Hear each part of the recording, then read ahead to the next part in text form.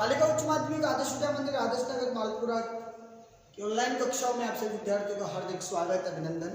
प्यारे विद्यार्थियों, आज हम कक्षा 12 राजनीतिक विज्ञान का अध्ययन करने जा रहे हैं। आज जो है थोड़ा मैं आपको ये भी बता देना चाहता हूँ कि माध्यमिक शिक्षा बोर्ड ने अपना सिलेबस जो है वो डिक्लेयर कर दिया है।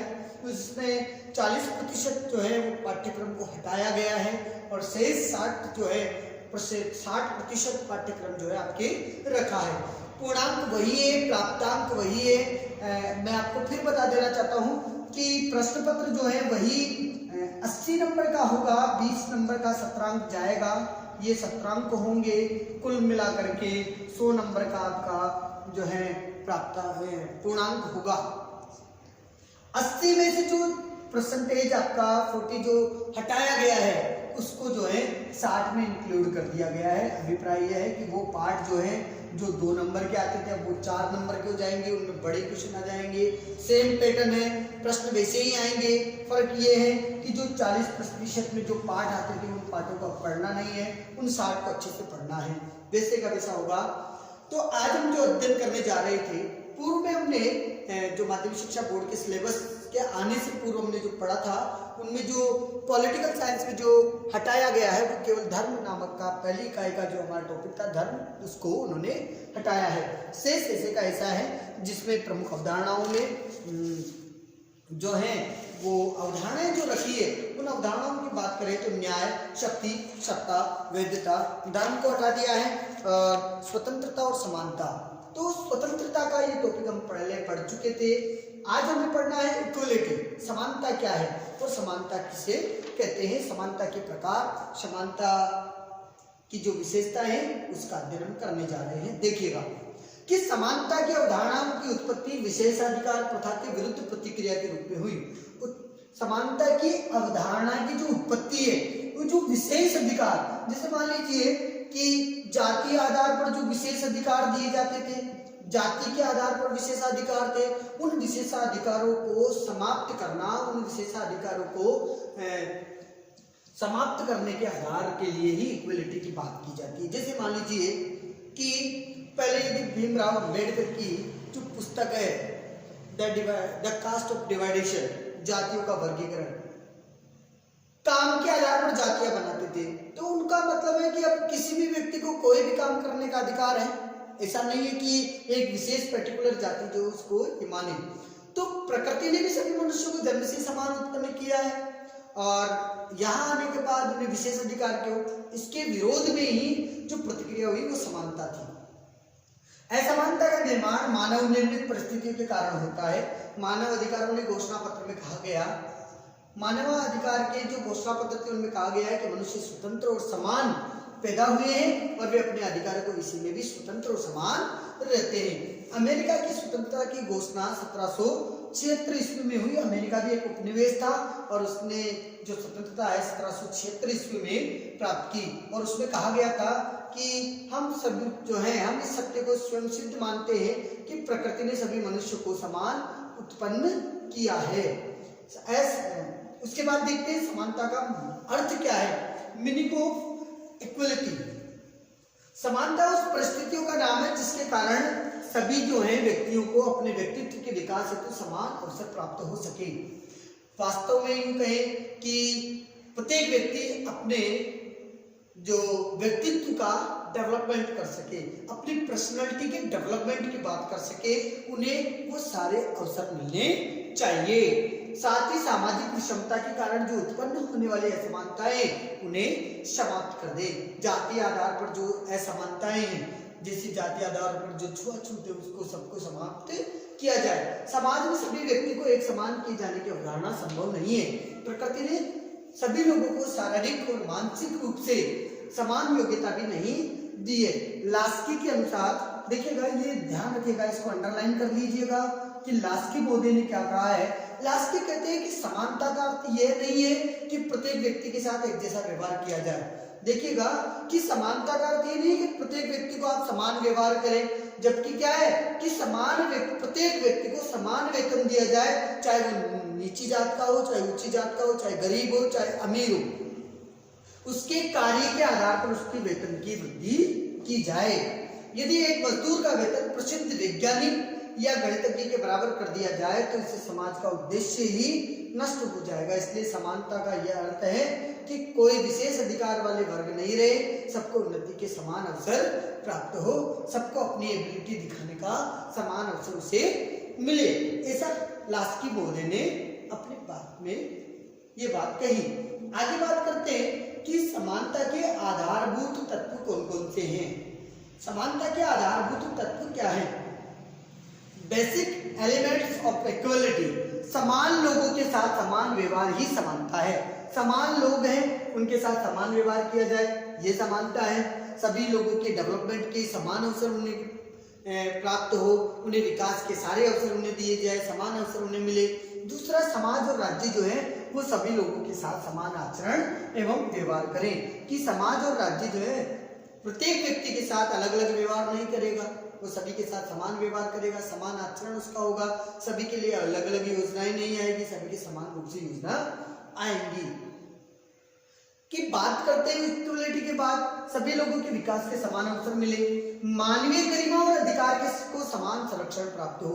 मानवीय जो गरिमा है और जो मूल अधिकार है उसको भी संरक्षण के दरकिनार है, संरक्षण उनको भी मिलना चाहिए। समाज में किसी व्यक्ति के साथ जाति, धर्म, भाषा, वर्ग और वर्ण, लिंग, निवास स्थान, संपत्ति और राष्ट्रीयता के आधार पर कहीं भी भेदभाव नहीं होना चाहिए। चाहे वो जाति के आधार पर, धर्म के आधार पर, भाषा के आधार पर, धर्म के आधार पर, वर्ग के आधार पर, वर्ण के आधार पर, लिंग के आधार पर, निवास के स्थान पर, कहीं भी उसके साथ भेदभाव नहीं होना चाहिए।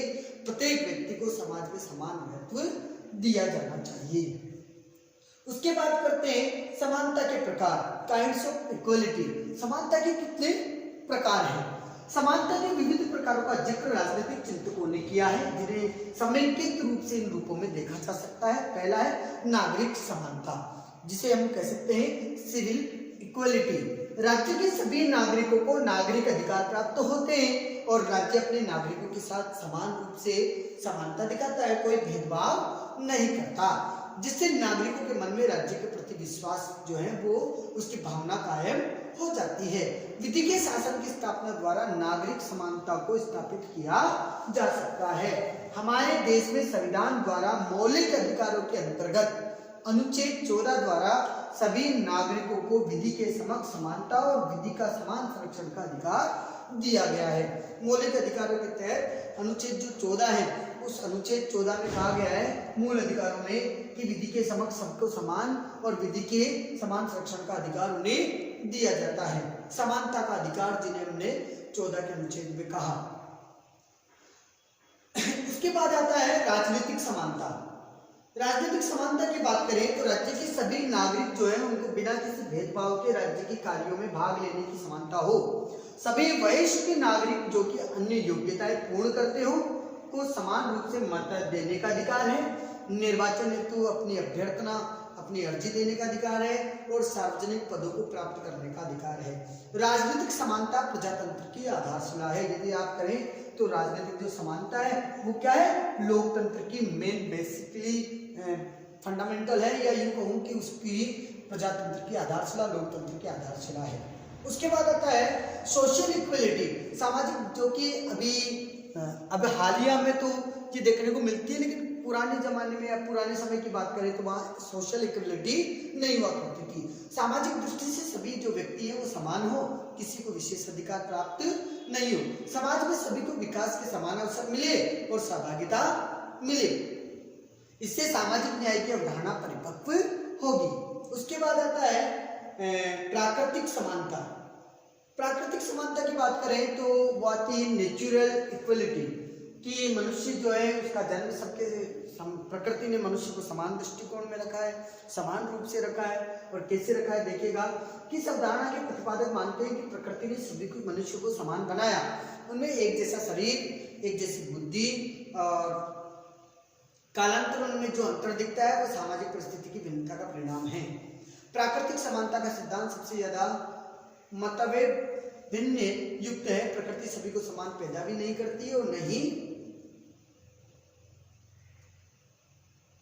नहीं प्रकृति से सभी मनुष्य गुण, योग्यता, क्षमता, शक्ति और प्रतिभा, विचार आदि से समान होते हैं। उन्होंने कहा प्रकृति ना तो समान पैदा करती है, जरूरी नहीं है, जैसे मान लीजिए मेरे में बुद्धि क्षमता जो है जितनी है वो दूसरे में उससे दुगनी हो सकती है या उससे कम भी हो सकती है। तो प्रकृति के प्रदत्त जो है मनुष्य सबसे अलग अलग होते हैं,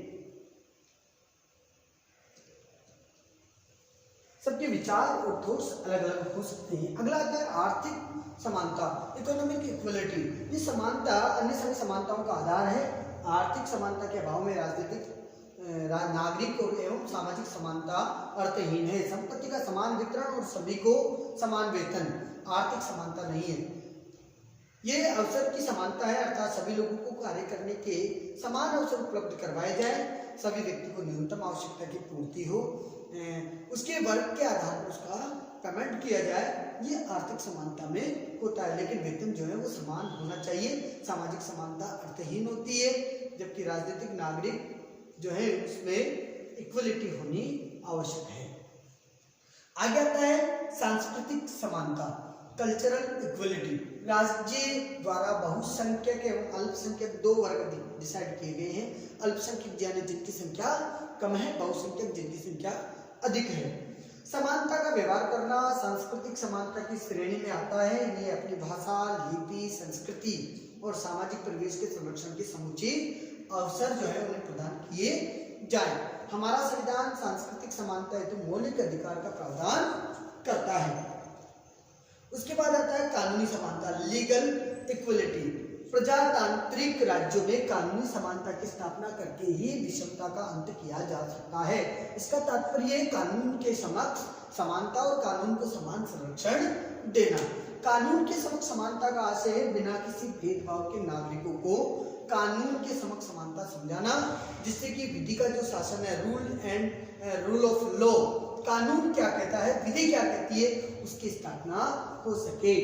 द्वितीय है कि कानून के समान शिक्षण का तात्पर्य एक जैसे लोगों से कानून का एक जैसा व्यवहार करे, चाहे वो किसी भी जाति का हो, चाहे वो अपराधी है तो अपराधी के दृष्टिकोण से उसको देखा जाए, उसके लिए समान कानून है। सभी के लिए समान कानून है, समान न्यायालय है, एक जैसे गुनाह पर समान दंड है। कानून सभी को अपने बचाव के समान अवसर प्रदान करता है। अगला आता है अवसर की समानता। राज्य अपने समस्त नागरिकों को समुचित विकास के समान अवसर प्रदान करता है। राज्य जाति, धर्म, वर्ग, वर्ण, लिंग, नस्ल आदि के आधार पर बिना किसी भेदभाव के नागरिकों को अवसर की समानता प्रदान करता है। उसके बाद आता है इक्वलिटी ऑफ एजुकेशन। तो यदि हम बात करें शिक्षा का अधिकार या शिक्षा की समानता, तो राज्य में अपने सभी नागरिकों को बिना किसी भेदभाव के समान शैक्षणिक अवसर उपलब्ध करवाता है। लेकिन राज्य द्वारा समाज के कमजोर और जो पिछड़ा वर्ग है उसके लिए विशेष सुविधा प्रदान करना ही समानता का हनन नहीं है, कि राज्य कमजोर और पिछड़े वर्ग के लिए विशेष सुविधा दे सकता है। उसके बाद हम बात करते हैं स्वतंत्रता और समानता में संबंध क्या है। स्वतंत्रता और समानता के पारस्परिक संबंधों का विवेचन आवश्यक है। ये दोनों ही अवधारणाएं व्यक्ति के जीवन को गहराई से प्रभावित करती है, किंतु इसमें जो कुछ विद्वान हैं जो है वो उनके मत के नहीं है, वो उनका मत जो है एक नहीं है। पहला मत इन्हें परस्पर विरोधी मानता है और दूसरा उसका एक दूसरे का पूरक मानता है। स्वतंत्रता और समानता परस्पर विरोधी है। इस मत के जो समर्थक मानते हैं उनमें कोई साम्यता नहीं है, उनमें कोई समानता नहीं है। जैसे लॉर्ड एक्टन है, लॉर्ड एक्टन का मानना है कि समानता के आवेश पे स्वतंत्रता की आशा को व्यर्थ कर दिया है। यदि आप समानता की बात करते हैं तो समानता का जो आवेश है, समानता का जो भाव है, उसने स्वतंत्रता की जो आशा है उसको बेकार बना दिया। इनकी मान्यता है कि प्रकृति जो होती है वो असमानता विद्यमान करती है, प्रकृति से ही हमें समानता प्राप्त नहीं है। योग्य और अयोग्य में समानता स्थापित करने का कोई औचित्य नहीं है। यदि कोई व्यक्ति एलिजिबल है, कोई अनएलिजिबल है, अयोग्य है, तो उसके मध्य में समानता स्थापित हो ही नहीं सकती, ना ही वास्तविक रूप से समानता स्थापित की जा सकती है। व्यवहार में दोनों में से किसी एक परिस्थिति को स्थापित किया जा सकता है। आगे बात करते हैं दूसरा जो विचार है, दूसरा विचार दोनों को एक दूसरे के पूरक मानता है। तो इनमें आता है रूसो यहाँ तक कहते हैं कि समानता के बिना स्वतंत्रता जीवित नहीं रह सकती। रूसो का ये कथन है, रूसो ने क्या कहा है कि स्वतंत्रता के बिना समानता के बिना स्वतंत्रता जीवित नहीं रख सकती। पोलार्ड लिखते हैं कि स्वतंत्रता की समस्या का एकमात्र समाधान समानता में निहित है। व्यक्ति के विकास हेतु दोनों आवश्यक हैं। साथ ही ये भी आवश्यक है कि दोनों अवधारणाएं अपनी मर्यादा में रहे।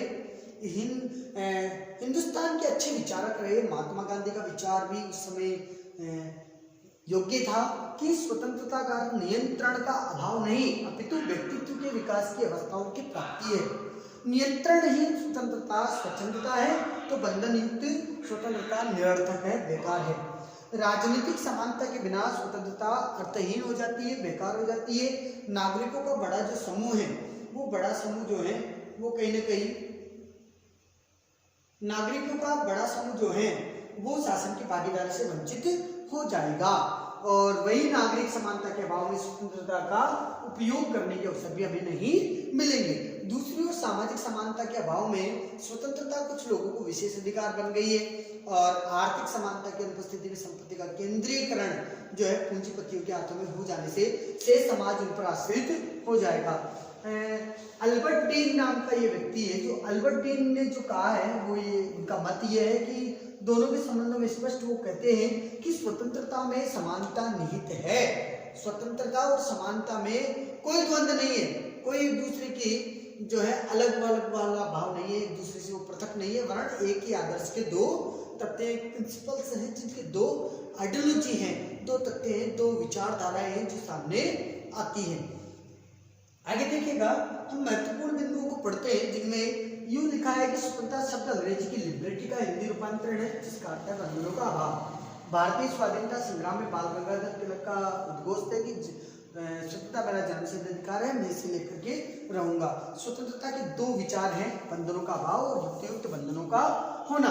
तीसरा है प्रकृति ने सभी मनुष्यों को स्वतंत्र और यथा योग्य समान पैदा किया है। राजनीतिक स्वतंत्रता लोकतंत्र की आत्मा है। आर्थिक स्वतंत्रता के बिना अन्य स्वतंत्रताएं जो बेकार है। राष्ट्रीय स्वतंत्रता संप्रभुता का दूसरा नाम है। राज्य की संप्रभुता व्यक्ति की स्वतंत्रता पर बंधन का आरोपित नहीं करती है। मनुष्य राज्य में रहकर ही वास्तविक सत्ता का उपयोग कर सकता है। आर्थिक असमानता, न्यायपालिका पर नियंत्रण और शिक्षा का अभाव, विधि के शासन का अभाव, आतंकवाद आदि स्वतंत्रता के मार्गों में अनेक रुकावटें हैं। स्वतंत्रता और समानता एक दूसरे के पूरक हैं। समानता के विविध रूप है, नागरिक, राजनीतिक, सामाजिक, प्राकृतिक, आर्थिक, सांस्कृतिक, कानूनी अवसर और शिक्षा की समानता। समानता के आंगन में ही स्वतंत्रता का पौधा पनपता है। ये ध्यान रखिएगा कि समानता के आंगन में ही स्वतंत्रता का पौधा विकसित होता है। आज हमने ये लिबर्टी एंड इक्वलिटी वाला पाठ पढ़ा। अगली कक्षा में हम अगला पाठ पढ़ेंगे।